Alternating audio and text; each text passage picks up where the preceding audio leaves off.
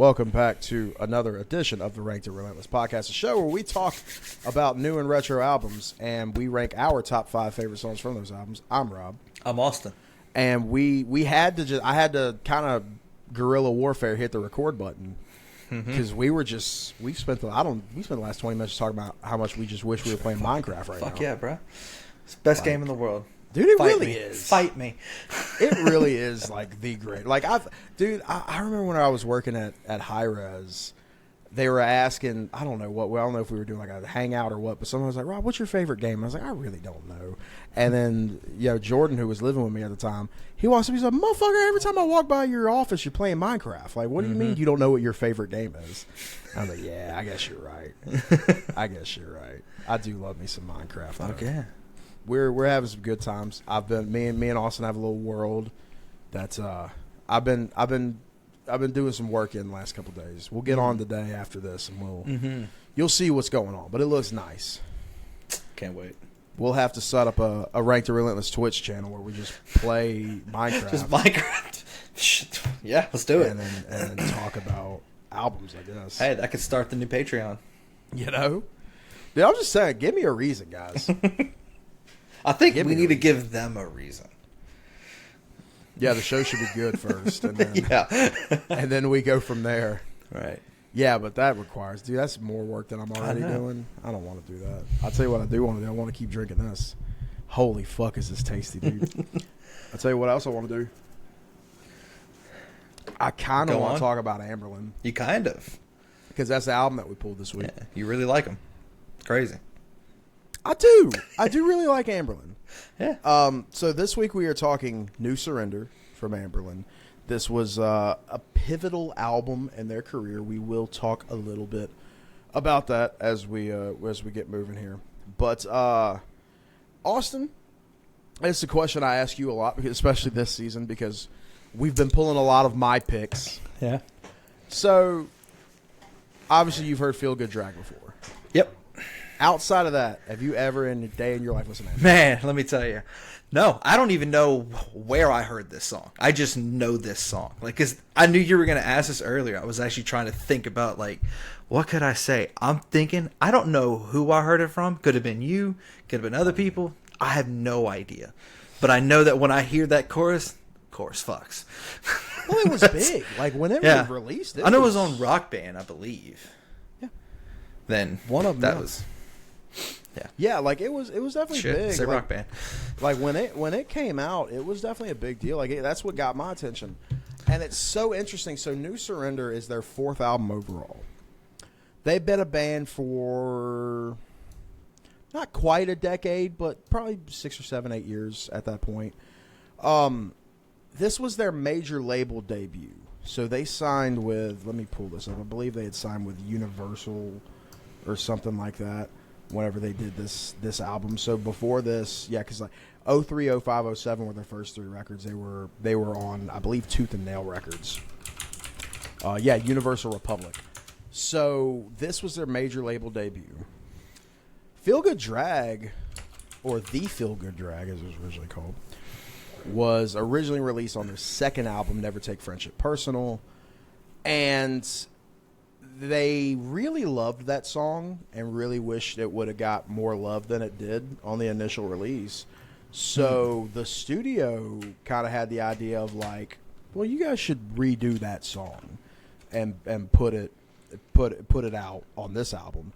And apparently there was a little bit of hesitation there, and then it wound up being the best thing for their career because this Feel Good Drag, once that hit the radio, everybody was like, I got to know about these guys. Right.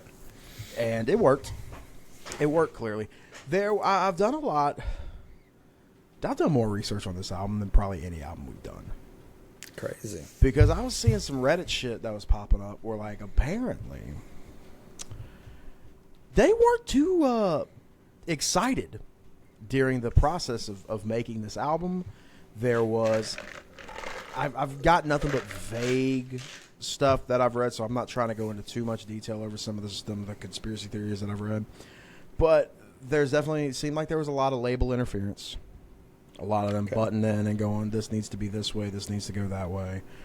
The tone of this album is a little different from a lot of their other stuff. Me and you had talked a little bit about this off air last week, and I told you, I was like, if you like this, and if you come out of this going like, man, if like this album's just a little bit heavier or just a little bit more upbeat, I'd really enjoy it. Then you'll love Anberlin, because this is the biggest, like, just, I don't want to say their softest album, but yeah, it's kind of exactly what it is.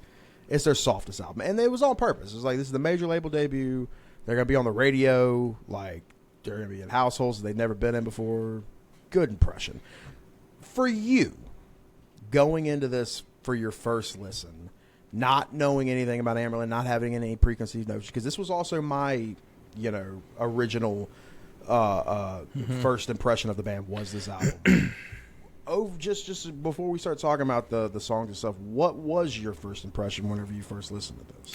Well, I mean, I knew Feel Good Drag. I listened to it right after we got off the podcast. It was like, oh, I do remember this song. And it kind of like, well, this is just Anberlin. I like it. I'm going to enjoy it. And then I get to the first song, The Resistance. I'm like, yeah, this is exactly what I thought it was going to be. And I do enjoy this style, this music, I knew I wasn't going to come out hating it. There's no way.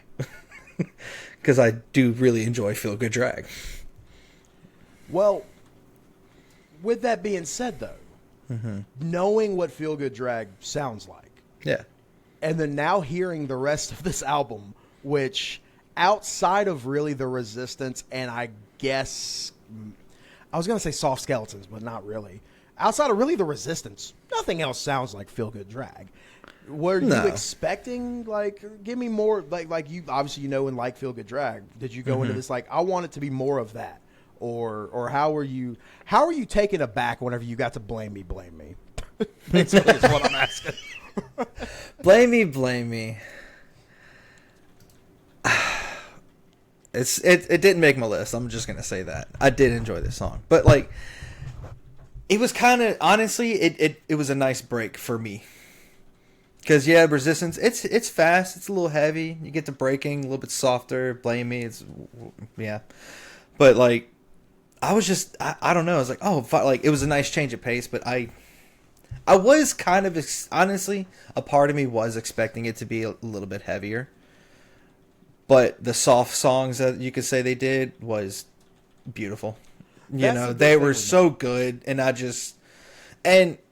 could preference, like, I had no gripes about this album. Even the song I would give my, mention. Yeah, it still made a pretty high score. Yeah, same. It's just the lowest on the list.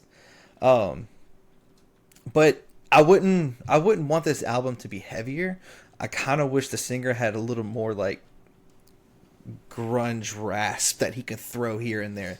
His voice to me was just too soft for a lot of the things that they did, but the soft songs he did perfectly, and I loved it. I'm like, hey man, I know you're just getting higher tone. I needed more in it. I needed something, and it was too clean, brother. Then you have a song like Feel Good Drag where he's yelling the chorus. I'm like, there we go, and he doesn't really do it that much, and parts that I feel he should have. But instruments, I would not want them to change, not for this album. So that whole thing that I was saying a little while ago about like, if you liked this and we're just like, I just want a little bit more of that, yeah, you'll really like their other stuff. Yeah, so that whole rasp and a little bit of grunge you want to hear in his voice. Yeah. You're going to need to listen to the original version of the Feel Good Drag. Really? So okay.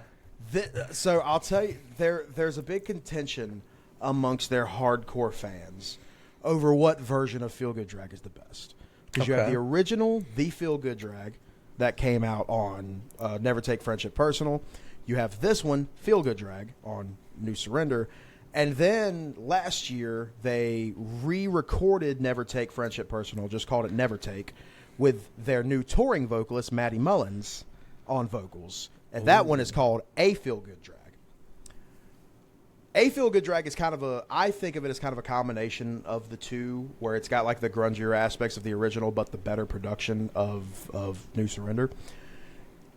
The big contention amongst fans on why so many people think that the Never Take Friendship Personal version is better than the New Surrender version is because the You Are My Greatest Failure, that whole part, that bridge, he screams that in the original. It's very quick. It's not a lot. Mm-hmm. But he's got some stank on his voice in that part. Yeah. There's a lot of rasp. He's not just singing higher. He's actually doing shit. Yeah. The Matty Mullins version, he kind of does it that way. But it's got but the thing is, that's the only, like, everybody, I was literally on a Reddit forum earlier where people were talking about how much better that original version is from the New Surrender version. Do I like that he does the little scream? Yes. It's not an Anberlin trademark, so it's not like it's a huge deal that it's not there anymore. I don't imagine there's any true screaming song from Anberlin. No, not at fucking all.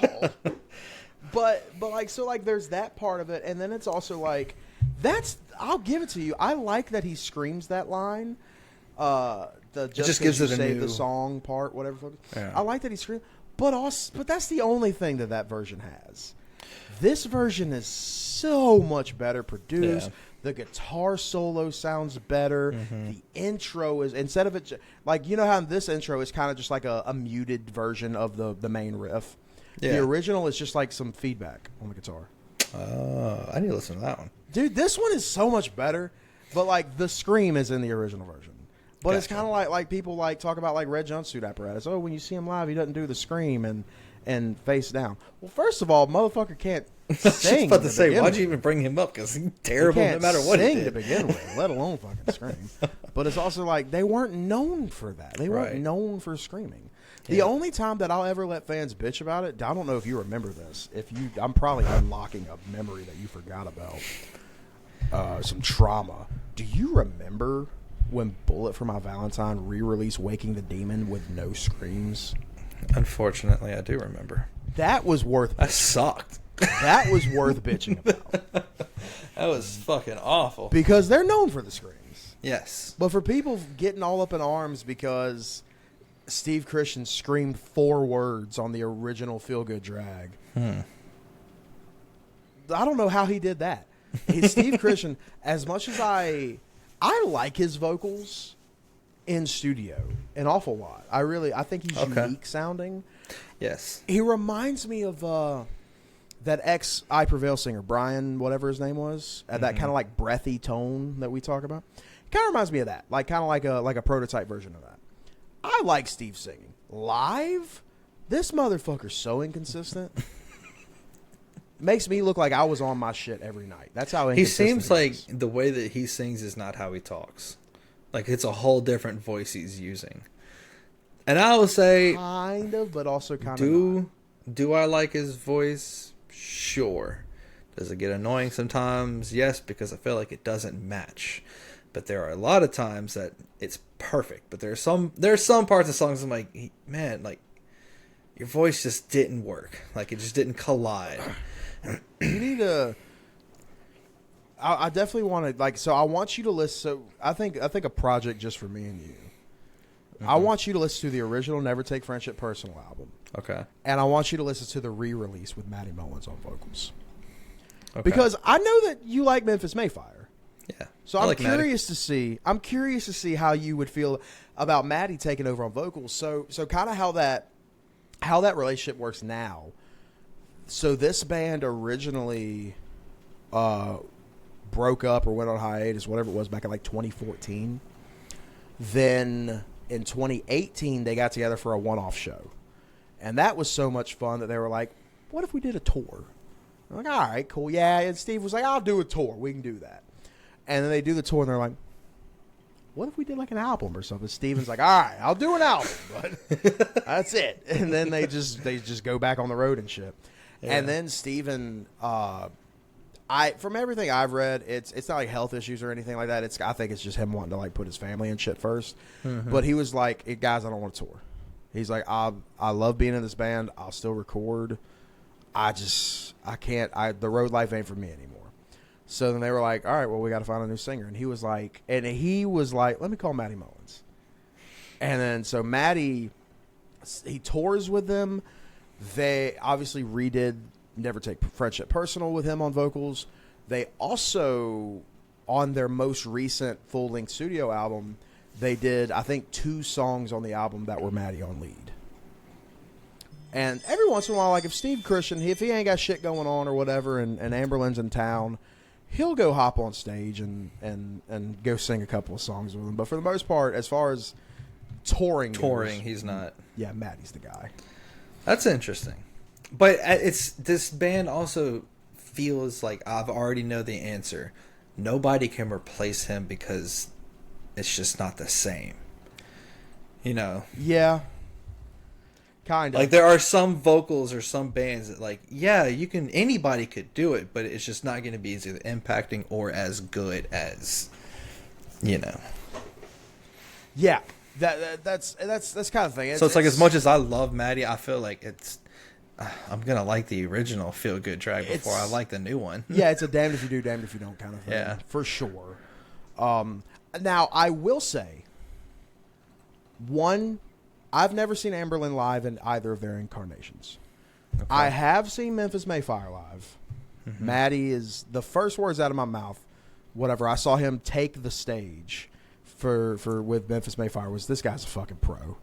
Like everything that he does. He's got the look and everything. He's got man. He's got out the there. Stage presence. He's singing. He's got his little red hair spiked up. He's got his leather jacket on, or bomber jacket, whatever he was wearing. The stage presence is perfect. He immediately takes that little like front riser and is like right in the face of the crowd as he's talking with his hands, singing with his hands. He's got his shoulders fucking lean whenever he fucking everything. It's just professional. He is the definition of what a front man should be in that kind of band. Yeah. I have friends that I work with in wrestling that have seen both versions of Anberlin live and are huge Anberlin fans. And they've told me, they're like, while we enjoy what Steve does in the studio, and he is Anberlin, when we're talking about seeing him live, Steve can't touch Maddie. Damn. And it's also, I mean, like, Anberlin's older now. You know, they're all like late 40s, whatever now. Maddie's still, early to mid 30s, whatever he is. You know, he's still got a lot of life ahead of him. And it's also just, it's an energy thing. It's just, there's a lot of factors. Getting old, man. Dude, I'm saying in my mid 20s, I couldn't do half this shit. So I don't know what the fuck we're talking about. As far as like, Maddie just got a little bit more energy. Man, I didn't have energy at 21. Right. Like, what are we talking about? Like, I love playing shows, but the touring, that was something I had no ambition for. I was cool with playing little shows. I thought I did, man. And then I broke into wrestling, and all I do is sit in my fucking car and drive to the new town every single goddamn week. Me and you were talking about that on the phone earlier. It's Wednesday when we record this. I've just literally had 2 shows the last 2 days where I ring announced. And then now I have today where I've, had to take all my notes and everything. I don't want to act like it's hard work. 3 or 4 hours worth of work, maybe, between recording this podcast, getting the notes for it. I forgot to put the tier list together, so I'm color coding that right now. Like, between all of this shit, like, it's maybe 3 or 4 hours worth of work. But then tomorrow is my only real off day, because then I've got to be in South Atlanta on Friday, and I've got to be in Chattanooga on Saturday. And those are big live streams. One of them, I'm leading the booth in a company I just started at. The other one, I'm leading the booth on an offshoot company that has had so many views on AEW's social platforms, and then now that it's not on that, I'm the lead now. So like, and that's a lot of pressure. I'm working with, like, dude, Carl Malenko came out of retirement to be on this show. There's a lot of pressure. I've got a lot going on this week, and I just think about, like, dude, like, if we would have kept up in the band, if we would have done what I thought we wanted to do as a band, dude, me and you wouldn't be wanting to talk to each other. No. So I get it. I get Steve and Christian wanting to just bail. I think me and you would have been fine if we would just gang up on everybody else. Oh yeah, you got it. There's tribalism. Tribalism everywhere you go. I see a lot of it in wrestling all the time. But So initial impressions, everything was standing. Maybe not exactly what you were expecting, but still came out of it for the most part liking what you heard. Honest, it ranked a 4.2.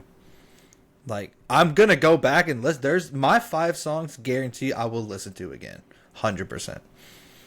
Like, it was not what I expected, but I enjoyed it way more than I thought I did. And Austin, asked me what mine ranked.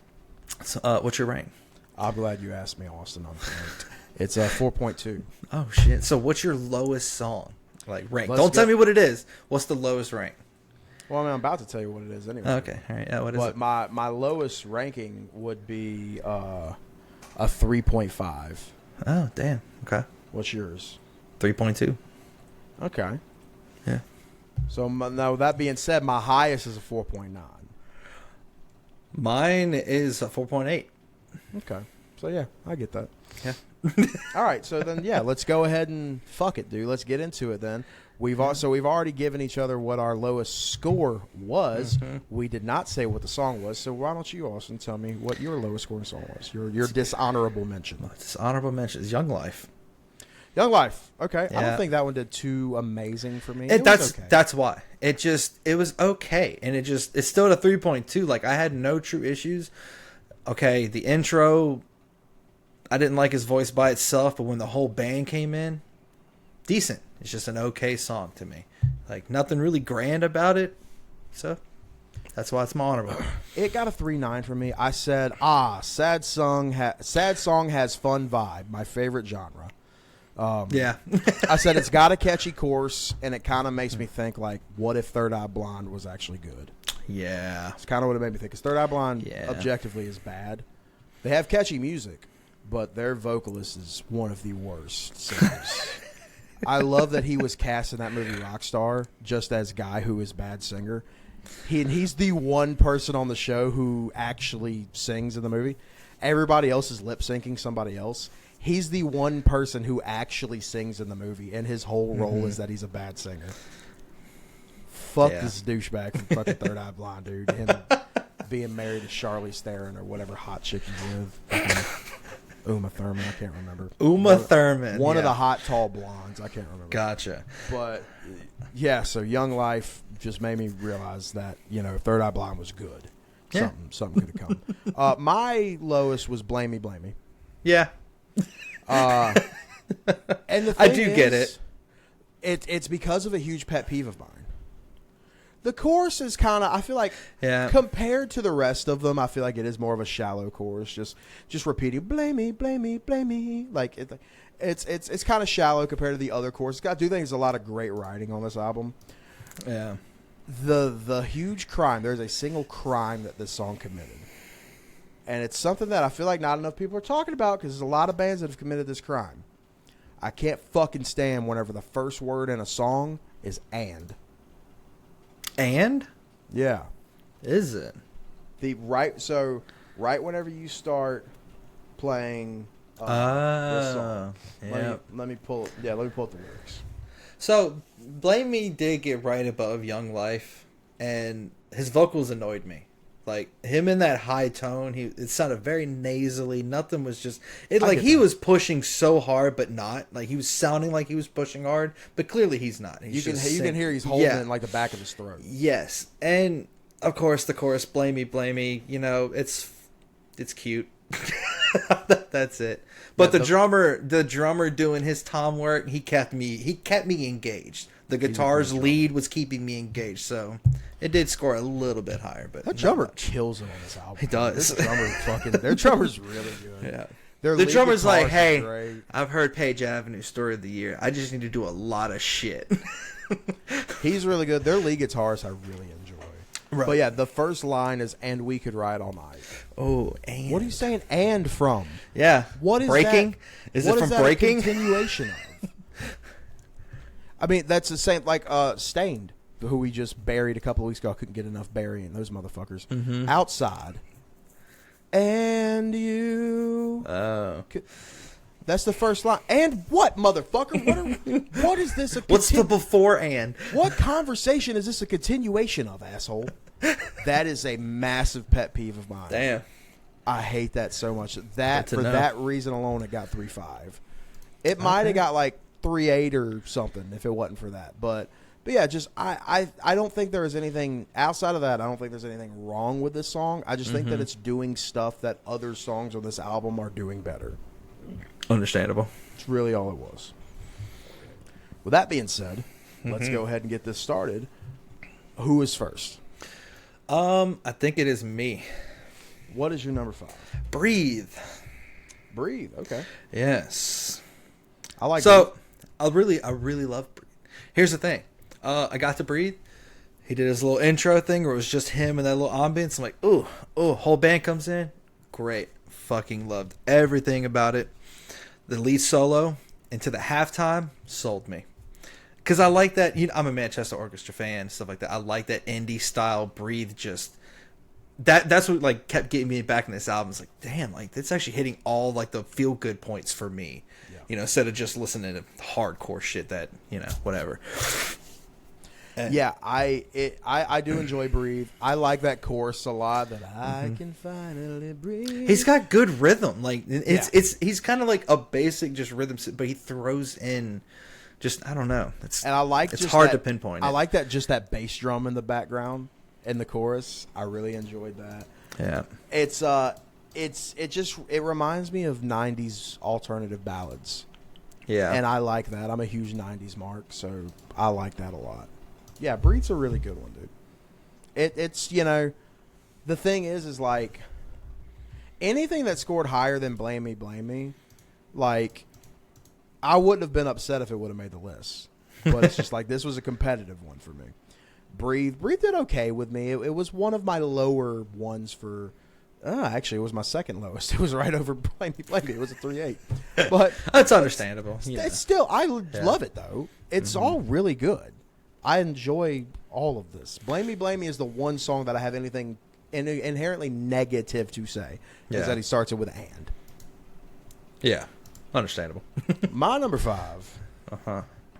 So first, before I say this, I was thinking about this because I've been thinking a lot about like you listening to music that I normally listen to. What do I think you're gonna like? I think there are 2 songs on this album that 100% me and you both have in common. Okay. I'm 95% sure 3. I'm 80% sure 4. Okay. But like a 100% fact, there's at least 2. And I was just thinking about that as I put this list together. My number 5 is Soft Skeletons. Okay. One of the heavier songs on the record. I like that like halftime fucking just that whole chorus riff. I really enjoy that. I consider this the co-closer for the album because for me, Miserable Visu seems like a bonus track because it's so different. Very true. It's so different from everything else on the record. This song, Soft Skeletons, I feel like kind of wraps up the album proper. Yeah. It's really good. I think it's one of their most underrated songs in their catalog. It's not a song that you hear fans or anybody really talk about. That chorus is so goddamn good. Just like, how do you expect to win the war when you're too afraid to fight? Dude, so good. The lyrics on this album are really, really well done. Yes, and the harmonics on the guitar. It's just a nice touch. I know you love some harmonics. Fuck yeah, I do. Soft Skeletons rules. What's your number 4? My number 4 is The Resistance. The Resistance, yep. Speak for yourself. You Paper Tigers? Well, I don't know what Paper Tigers is, but I like it. I'll tell you. What? Paper Tigers is basically someone that everybody says is a badass, but really isn't. It's like, yeah, you on paper you think you tough shit, but in reality you're nothing. Like, my notes on this is what a great way to start an album. Get the real kind of vibe of Anberlin and like, his vocals and I know there's soft songs, but like, the basic rock that they do. If you like Rise Against, man, here you go. You know what? Like, You know this is what? it. This is the Rise Against I want back. I've never really thought about it that way, Yeah. but I could get, it's The got a vibe. intro into then the whole band comes in, and then it just gets soft, but like it's like, okay, we're Anberlin verses. Chorus, intro, then the ending. Fuck yeah, the snare, we're the snare lead, roll into the verse. The snare roll into the verse. Holy fuck, dude! It's the a Rise lead, Against all song. of it. Yep. Holy fuck! It is a Rise Against song. Hey, I was here for it. It made the list. It goes full halftime in the last chorus. Holy fuck! It's a Rise Against song, dude. Yep. God, if that was what their new album sounded like, we'd be having a different 100%, conversation yep. about that one. I feel that. Yeah, dude. The Resistance rules. Yep. I did, whenever I started at TWE, I had this idea of doing this control center for Crash Course because we filmed our Crash Course shows, but we didn't like air them. So like if you showed up to a Crash Course and you weren't there the week before, you just had no idea what happened. So I made this control center thing where I would kind of like highlight the matches and talk about what happened in them and, you know, what we got coming up for the next show and all that. The intro to it was one of the first videos I ever edited, and it was To the Resistance. Specifically that last chorus. So, you know me.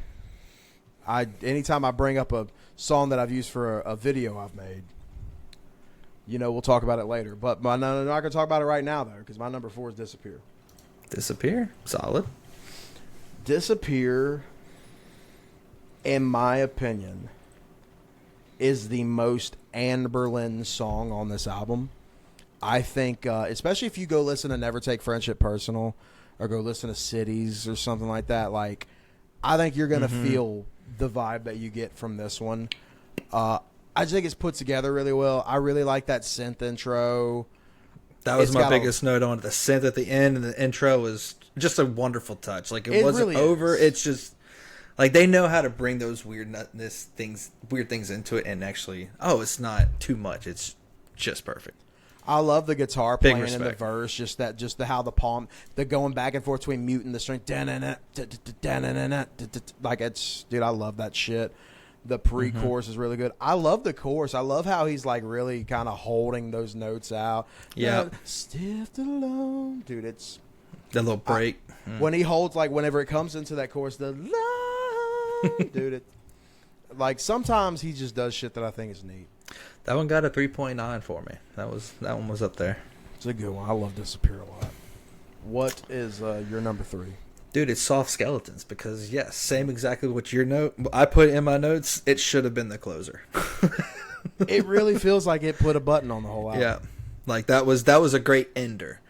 The Resistance, great start. Soft Skeleton, great. I respect the heavy, and everything in between is just, you know, kind of all over the place. Love it. Soft Skeleton was fucking wonderful. Heavy, but it wasn't just like the heavy aspect, because really, like, the intro is the heavy part. Yes. Pretty much Anberlin the rest of the song, but his vocals worked so perfectly in that song. Nothing I could have said negative about it. Yeah, it's such an enjoyable one, dude. Like, and it's like whenever I went into listening to this, doing the research for this week, I like, even me, I get to that and I'm just like, fuck, dude. Like, if Soft Skeletons was like closer to the beginning of the album, it would not be slept on as much as it is.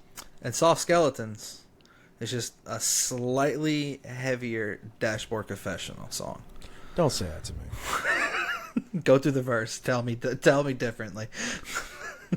You got the open ride just hitting hard, kind of just everyone's open hitting hard, and then just soft. Yeah. Fuck, you might. Dashboard Confessional. You really might be onto some of these comparisons tonight. I'm hoping you have one because there is a song that's just bothering me. Okay. I'm hoping it's on your list. Okay, we'll get there. So this is where we're starting to get. I'm feeling pretty confident about what I said earlier, by the way. Because my number 3 is The Resistance. Okay. It's just really good, dude. It's a good opener. It's a great way to open this album. I love the lyrics. That chorus, speak for yourself, you paper tigers. You'll crash where you stand. You've got a riot on your hands. Dude, that's That's like that's some we're standing our ground type bullshit right there, dude. I fuck with that. And like I said, dude, yeah, I made a video with it. Of course, like it's making my list. Great instruments and everything.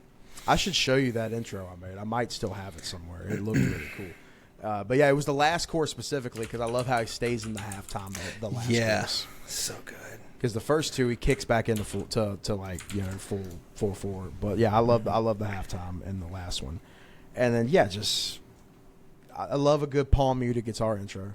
Mm-hmm. I love the backing vocals. When they just hit that speak going into the chorus. That's so good. Yeah, I'm just the biggest sucker of just a wonderful opener of an album, and it's my favorite when that opener is not a single. Like nobody even. I mean, I think the Resistance was a single. Oh. No, that makes it even better. Like that's my favorite in the world. Feel Good Drag and Breaking. Huh? Feel Good Drag and Breaking. That's your last two? No, those are the singles. Oh, it's like damn. Why did you just fucking open that up? No, those are the singles. Breaking. All right. Yeah, isn't that weird? Breaking. Yeah. Breaking. I wouldn't have expected that. Huh. but yeah. I mean, I love the guitar work. Just it's a little like I don't know. Anyways, what is your number 2? Bro, it's Feel Good Drag. Okay. Oh, there's no way our number one's the same. There's no fucking way. It's very possible. No. If it is, then I was right about my fucking 4 and 4. There's no way. Bro, Feel Good Drag. I mean, if anybody's like, I don't know Anberlin, let me play this song for you. You heard this one. You've heard this one. Whether you've played video games or you've seen some fucking movie or the radio. Were you alive in 2009 when you heard this fucking song? Or if not, this chorus. You've heard the chorus. Guarantee. That riff for me, dude, like that's such an... Honest to God, dude, if I was to make a list of the top, like, 100 iconic guitar riffs of all time, I don't know where this lands, but it's landing on that list. Yeah. I'd say in the top And it 50. was like... It was fun for me to, like... Because when you brought it up, like, Anberlin, I don't think I've ever heard a song. You did it to me at the last episode. I'm like, God, this brings back so much good memories of music. It's dude, such a good song. It was a great re-release. That riff, oh my God, dude. Like the guitar player in me just blushes every time I hear a riff like that. It's done so. The solo is so fucking good, dude. Their lead guitarist is really, really good. There's really 2 like standout solos on this record, and this is one of them. But yeah, dude, like God damn it, man! Like you can't, like you said, you can't think about Anberlin without thinking about this fucking song. Re-release it 2 more times. I don't fucking care, dude. I love it. Just give me that chorus, man. I'll listen to every version. The only gripe I have, and it's not anything, is why it didn't affect the score. I hate how he does it live. Whenever he sings it, because he sings it just like this live. Was this over before it ever began? I mean, yeah, I'd imagine yelling that at the age of 40 might be a little. Well, not even that. It's not even not the tone, but it's the before it ever. Oh, either drop one of the befores, or use it as a breath. Hold one. Yeah. Like there's 2 ways you can do it. I think you can either do it. Was this over before? And then you hold that and then have the rhythm guitarist hit the before it ever began. Yeah. Or you can go, was this over before it ever began? Yeah. Something like that. Give it like a little cut. That wouldn't be bad. Like that just sounds stupid. But you can also use that as like a breath so you can stay in it, you know. That's what I'm saying. Yeah, you have a second to breathe there. You didn't take it, asshole? What are we doing? Yeah, that's all. I will say like this. Maddie does it like that too. Maddie does it bullshit like too. So. Gross. Like I did enjoy all the solos in this album because I just enjoy you don't need to shred. You don't need to give me 50 notes in 3 seconds. Just Correct. Hold them out, give me some bends, and stay. I love just the basic. My favorite solos are what copies what the singer was either doing in the chorus or like a pre-chorus, and they just add a little twist to it. Best choruses. Yeah, this one was so good. All right, there's no way. What is it? I don't know how to fucking say it. Miserable Visu. Fuck yeah. Yeah. Damn, that's what I'm talking about. This song fucking I nailed it. rocks, dude. Doesn't This song got put on repeat while I was doing an install at work, just because I love the piano, but I just love just the drawn out. They do it so good. So goddamn good. I love that. I love the drums at the beginning. That just that simple. Boom, pa, Yeah. boom, boom, boom, pa. I love that. The piano's so pretty. A lot of reverb on that motherfucker. I love Steve's The vocals. leads. So because I knew we were gonna have to say the name of it, so I had to look up how it's pronounced. Miserable. Miserable Visu. Visu. Ex Malabonum. I have been listening to this record since it came out. I bought it from Walmart. I have the Walmart. There's 2 bonus tracks on it. It had a acoustic version of God damn it. What was on the Walmart version? This is gonna piss me off now. The Unwinding Cable Car, and it had Said and Done on it. Oh, okay. But like even the solo in this song, he does a little but he's on one string, just giving me a bunch of hammer-ons, and then just picking fast, holding notes. It's so grand. I love a good solo, amazing. and like for some reason, I can give you a lot of points in every single song. Like, he was nasally. This weird thing. He was so clear and open this whole song. Like, out of every single song, even Feel Good Drag, like his vocals fit better in this than any of the 11 songs to me. I agree. Like, it was just, it was weird. For me specifically, his vocals are so much fun whenever he gets to that bridge. Look, children, to the eastern sky. And you got the guitar doing that. Dun, dun, dun, dun, dun, dun, dun, just the kind of following his melody behind him. Dude, like, this song fucking kicks ass. I researched this song because I've never really thought about what this one could be about. And it's 100% the book of Revelations in the Bible. Damn. It's literally the book of Revelation. It's telling the story. The red priest, I didn't know, was another word for false prophet. It's literally the telling of a false prophet warning people of oncoming Armageddon and that they need to get right before it happens.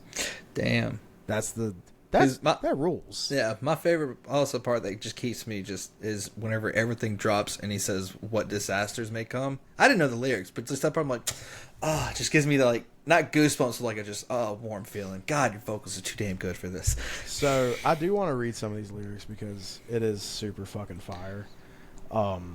This song specifically, it's like this. Like I said, dude, this is one I've been singing in my car for a very long time, since 2008.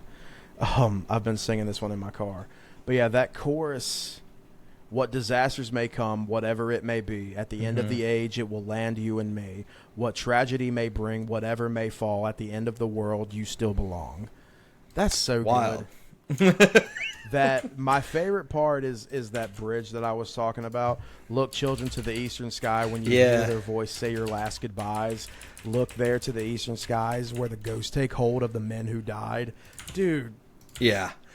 Now that I'm reading it, I'm like, yeah, it is kind of about Armageddon and the rapture, isn't it? Since you said it, I'm looking at it, I'm like, damn, yeah. Look, children, to the eastern skies when your fathers weep and your mothers cry. Dude. That's God, so good. man. And he repeats a lot of the same things. Pretty much the whole time he repeats those two ending, but it's just when a band does it well, repeat it, man. Keep giving it to me. Yeah. But I like he's repeating like full paragraphs. I mean, of course, coming from a System of a Down fan, that's all he fucking did too. But just, like full bars. It's so good. All right, so good news is we know Miserable Visu is going to be number 1, and we know Feel Good Drag is going to be number 2. Yeah. Then The Resistance, then Soft Skeleton. Yeah, The Resistance will be number 3, and then Soft Skeleton will be 4. So that was easy. Wow, I think this is pretty impressed that we're I had a feeling. Pretty good on this one. These are the 4. These are the ones Okay. that I was 80% confident. So I knew for a fact Miserable Visu and Feel Good Drag. Because I knew. Because I showed you Miserable Visu last week, and I saw how it caught your attention. I was like, he's going to love that. He's going to love that. So I 100% knew. No. It was Feel Good Drag and The Resistance that 100% I was like, those are it. Miserable Visu, I was at 95%. And then that 80% was Soft Skeletons. I was like, he probably going to have Soft Skeletons. I was. That intro's too good. Disappear and Breathe. I mean, if I had a vote, I'd just go with Disappear, because Breathe is... I just like the softness of it. I like that Manchester Orchestra vibe from it. Not a lot of people would, but Breathe is, all in all, it's still got a 3.9, so I mean, it still scored pretty high for me. Can I tell you what kind of like going and looking through this right now? Mm-hmm. Oh, so like Young Life, Blame Me. Definitely wasn't expecting either one of those to do well. Burnout Brighter, I wasn't expecting to do well. Breaking, I was like, it's possible. I have no fucking idea how Retrace isn't on my top 5. Retrace was a very solid one. That was I was like, somebody's going to have Retrace. That echo is so good for that guitar. I love the falsetto in his voice. Retrace the steps. Dude, that's so good. Better than what I just did, because my voice is still fucked up from ringing out in the last 2 shows. Last 2 nights. Hate Street, I thought would do. I love Hate Street. I don't. Which I think he wrote when he was in New Orleans, actually. Yeah, you know what? And Paramore was like, "Hey, I got this song called 'I'm Into You.' We're just gonna do Hate Street." That's why I don't like Hate Street. It sounds like Paramore. The vocals, the vocal pattern. I think it might be a little bit of a reach, but I see what you're saying. And honestly, I thought it was like an old David Bowie song. But I can't remember that. But like, I hear "Still Into You" every time I hear that fucking verse. That's a sentence. I don't know how I feel about it. Yeah, I mean, if you're cool with Disappear at 5, I'd be pumped up about that. Yes, that was fucking easy, guys. Number 5 is Disappear. Number 4 is Soft Skeletons. Number 3 is The Resistance. Number 2 is Feel Good Drag. Number 1 is Miserable Visu. Dude, that's my karaoke set list right there, dude. Like, that's all of those. That rules. I mean, it's literally my list. It's literally the only difference is Disappear was higher than Soft Skeletons. That's it. Yeah, that's the only difference.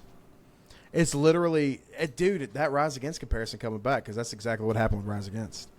Except that album wasn't good. No, this one it wasn't.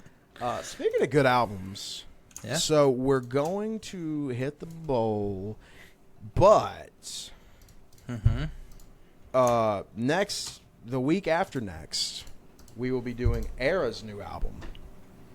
That will be coming out on March 6th. That episode will drop on not that week. It will drop on the 16th. Okay. Is whenever that episode will drop. So you guys got 10 days. You got a week and a half almost to listen to that new Era record. How much Era you listen to? I know you've seen them live, but like before you saw them, was that a band that you would like regularly listen to? No, not at all. I really don't listen to them a lot. Except, I mean, I listen to them a good bit, but it's just the Pale. I forget whichever album it's actually called. There's 2 albums that I go back and forth to, but that was like, I think, an album ago before this new one coming out. So I haven't really heard like Snowblood and shit like that on it. Yeah, and then the one that had I think it was just like an EP, or they just did a whatever you call it, like a deluxe edition where they brought Pale Iris into that album. Maybe, I don't know. I think Pale Iris. I don't know much about them. I really enjoy them. They're progressive. The singer is better live. Jesse's so good. I'm gonna say that man hit notes that he was hitting higher notes and stronger notes than what he did in the studio, which was shocking. The screamer, dude, powerful. He's really and just because I knew the songs, yes, it helped. But man, there were songs I didn't know that are now my favorite, and I heard every word he was screaming. His enunciation as a screamer is very... even his yells, because he yells behind the singer a lot in the choruses, spot on. The drummer, dude, one of my favorites. Just his footwork is just so, So the guitar player / clean vocalist Jesse has another band called Ghost Atlas that I actually do listen to semi-regularly. I do really. Ghost Atlas is more my speed. I like Era. I've never heard an Era song I did not like. I have heard the new singles for this record, and I'm pumped. You're excited. I think it's going to be good. There was one specifically. It's the most recent one at the time of recording. That just can't. Further Eden. The chorus fucking. Oh my god, it's so goddamn good. So no, I have not listened to Core. So I don't know that one, but I've listened to. I guess it's their self-titled. What, Era? Yeah. Oh, that's the one I you mean Cure? Constant. Yeah, I said Core. Cure. Yeah, you said Core. I was like, Stones Who the fuck is no? We just that's had me. But of course, I actually listened to a lot of Augment and Impulse during that time, and then haven't really listened to anything until I went and saw them live because we went and saw Bad Omens and Era. Fuck, dude. I would go back to see Era before I ever saw Bad Omens or Icy Stars again. Icy Stars, they did really good. Even like he hits them notes. It was they were the band up front, so their sound wasn't as grand as, of course, Era's, but everybody that show was perfect. Like nothing sounded off, but dude, that was the show. So I had said that Further Eden was the most recent new single. There's another new one called I, the Many Names of God. Ah, okay. I've got it playing in the background right now. It sounds like Era. Yeah. Further Eden is the one I'm pumped on the most. The chorus in that one just kicks so much ass. I am so confident that's going to be on my top 5. But yeah, so we'll be talking about that in a couple of weeks. But before we get there, Austin, let's hit that ball and find out what we're going to be talking about next week.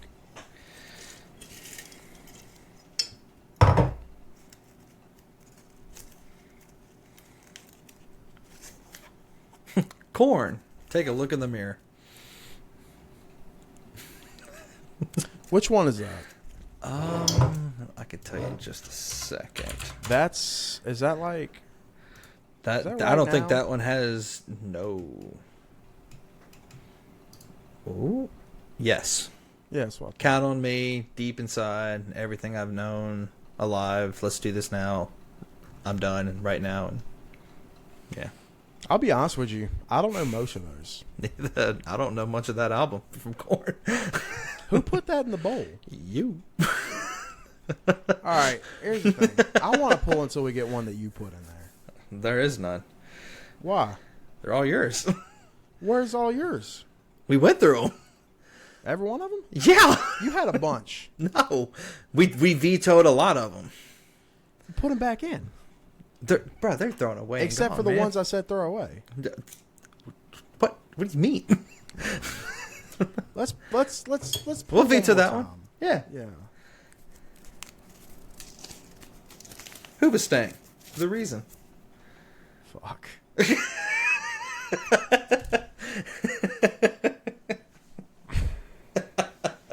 Two bands I could care less to do, to be honest. We literally just did Anberlin. Wow, that's better. Right. Hoobastank. Why would I fucking... Hoobastank played a show here last year. I didn't get to go. I'm so upset. You could do Rain City Drives to Better Days.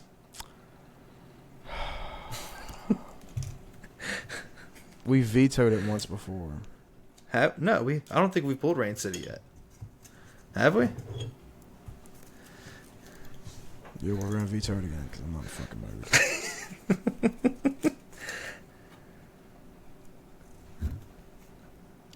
The Amity Affliction Misery. Okay. All right. I'll do the Amity Affliction. Okay. That one's got feels like I'm dying on it. Okay. That song is... This is another one that's going to be like, I know like maybe one song by them. I know 6 or 7. It's about Okay. it. I hate how now anytime I just say the words 6 or 7 or 6 and 7, I have some stupid kids doing juggling pantomiming in my fucking head as I say it. I miss... Right. That doesn't even mean anything. It's just No. 2 fucking numbers. Grow up and say 69.